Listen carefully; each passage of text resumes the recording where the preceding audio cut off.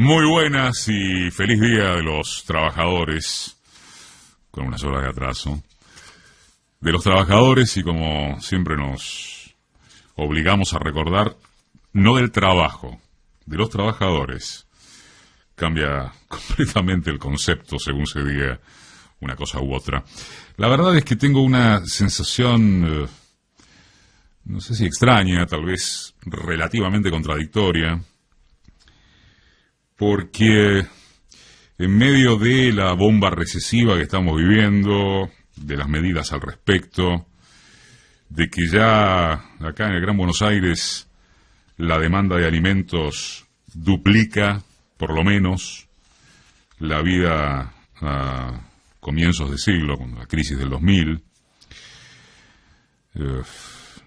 uno tiene que hablar de otra cosa en medio de eso. En un punto muy ligada. Pero si no hablara de esto otro sería un marciano, y cómo no hablar además. Porque la situación que se vivió esta semana, que aún ahora pervive en los títulos principales, en los portales de los medios más importantes, la situación que se vivió esta semana resistiría el calificativo de surrealista o símiles, pero a poco de que se la mire con cierto desapasionamiento, lo cual es muy difícil, bien se puede preguntar, ¿qué hay de nuevo, viejo? ¿Qué hay de nuevo? Haciendo un gran esfuerzo, podría proponerse como descubrimiento que una parte de la sociedad se manifiesta ruidosamente en contra de un hecho que no existe. En esa línea sería novedoso que una significativa cantidad de ciudadanos proteste y se haga escuchar en torno de una falsa noticia gigantesca, abrumadora, quizás sin antecedentes, es decir, algo así como el imperio corroborado de las fake news. La secuencia consistió en unos medios y periodistas de la oposición completamente desencajados que lideran, digamos, el espacio vacío de la institucionalidad partidaria, o, en tanto cabe poner en duda hace rato la subsistencia de los partidos como ámbito de guía colectiva, el desierto de figuras con alcance masivo que enfrenten al gobierno. Entonces, específicamente, ¿quiénes pueden tomar el lugar del gorilismo más berreta y cerril? Obvio. Esos medios y esos periodistas. No hay nada de inédito en la magnitud de la maniobra, que quizá pudiera equipararse a la montada cuando fantasearon el asesinato de Alberto Nisman. Pero aún en ese caso, al menos había un episodio concreto del que tomarse para tejer teorías conspirativas. Había un muerto, había sospechas legitimadas por un contexto propicio, había que la imaginación paranoica tenía un algo, una suerte de cuerpo del delito, con que no tener límites. Ahora no. Ahora inventaron desde la nada misma que el gobierno resolvió desatar un pandemonium de asesinos y violadores sueltos, genocidas y torturadores, te los debo en la consideración mediática. Inventaron que es lo mismo liberación y prisión domiciliaria cuando, como si fuera poco, el registro de la segunda no llega ni al 1% entre la superpoblación carcelaria bonaerense, que es la más grande del país. Inventaron que el mundo funciona al revés cuando en Estados Unidos, Francia, España, Reino Unido se producen excarcelaciones de a miles y miles, porque la problemática es planetaria debido a que los penales son un foco de infección que afecta a los recursos e insumos médicos imprescindibles para atender infectados generales. Y a los guardiacárceles que, desde ya, también le importan un pito a los energúmenos mediáticos. Inventaron y van a continuar inventando porque la dirección es angustiar a la gente tras un objetivo en que se articulan, es cierto, el sensacionalismo de llenar horas interminables de encierro pandémico, como sea, con la necesidad de percudir al gobierno en nombre del periodismo independiente. Porque vamos, Este gobierno, de él y ella, les despierta un encono, una rabia de clase y desclasados, que no solo no pueden disimular, sino que potencian a razón de ahora estos inventos a mansalva. Ahora, ¿sí? Ahora. ¿Qué de distinto o diferente respecto del odio ancestral contra la negrada, del peronismo como hecho maldito del país burgués, del mediopelo colonizado, de los medios de prensa como campo de batalla? ¿Qué de distinto?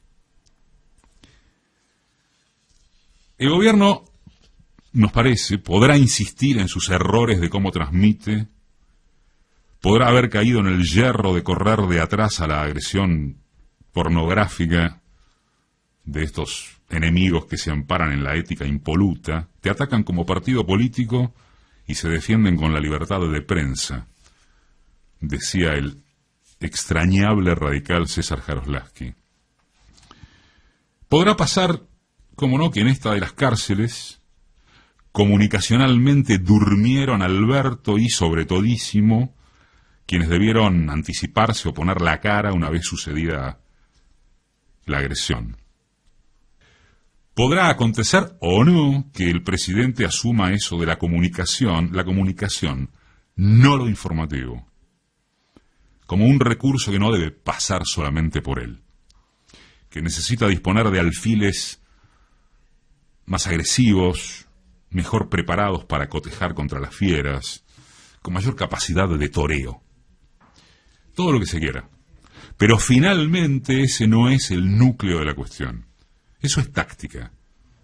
Necesaria, hasta fundamental, pero al cabo solo táctica para algo más que saber defenderse.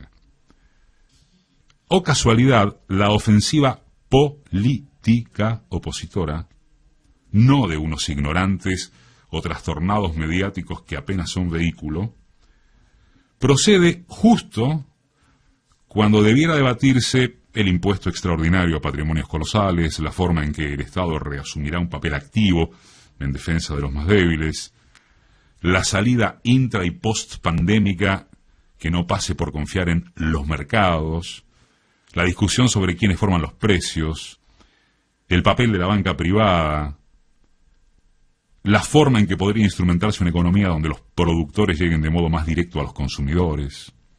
En lugar de eso, estamos presos, por ejemplo, de discutir sobre los presos peligrosos y liberados que nadie libera. O en todos casos sí, algunos jueces, con algunos dictámenes excepcionales, pero de ahí a que haya una amenaza sistémica y un proyecto en tal sentido, no debería, costar tanto darse cuenta.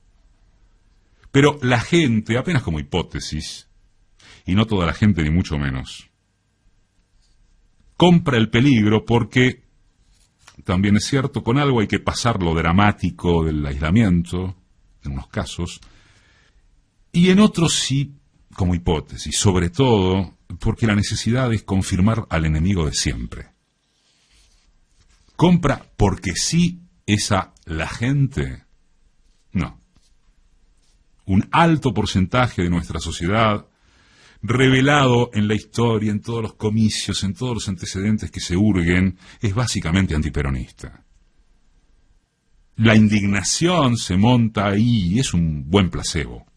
¿Qué vemos y escuchamos en los medios en general todo el santo tiempo? Comunicadores sobresaltados con música lúgubre de fondo, con señales de alerta para remitirse a cualquier pelotudez. Es la excitación permanente, pero mire, usted, en lo simbólico no se equivocan nunca. Nunca, ¿eh? Los únicos que la chingan, los únicos inútiles, los únicos que no saben qué hacer, los únicos que roban son el gobierno de Albert Títere y de la yegua. ¿Qué hay de nuevo, viejo? El colega Martín Rodríguez, en su último artículo para La Política Online, tira acerca del tema unos conceptos recordatorios, creemos que muy adecuados, que ya están bien desde el título: el ruido y la furia. Entre otras cosas que nos permitimos sintetizar, resalta que nada más antiguo que putear a un político mientras el nombre de un Paolo Roca queda afuera de una conversación en la cola de un chino. Que en medio de este yendo de la cama al living, obligatorio de muchas capas medias, un vaso de agua y un aplauso o cacerolazo a las 9 de la noche no se le niegan a nadie. Que todos hacemos ruido y todos queremos meter nuestro nombre en el muro de los lamentos de la época. Pero la época quizás, nos pide que acompañemos a este presidente, si lo votaste, si no lo votaste, que es quien debe hacernos cruzar el río. El gobierno se podía preparar para una corrida, para un default, para un pico inflacionario incluso, y le tocó esto, una pandemia, una crisis global que se escribe todos los días. Así estamos. No queda otra que esto que pasa, pero en manos de quien pasa, la política y el Estado. En vez de eso, algunos que van de la cama al living creen que en efecto hay una horda de monstruos excarcelados porque se lo cuentan la radio, la tele y después las redes. Creen que el drama es el Estado y los políticos globalmente descriptos, pero en simultáneo urgen que alguien los salve y no se les ocurre que vaya a ser el mercado. Son los mismos algunos de siempre. Algunos muchos, nunca los todos. Si lo fueran, Macri hubiera vuelto a ganar las elecciones. Terreno en disputa, para variar. Es una característica argentina desde el fondo de los tiempos y bienvenida sea. Si lo perdiéramos de vista, nosotros, que también somos algunos, sí que estaríamos perdidos. Y no lo estamos.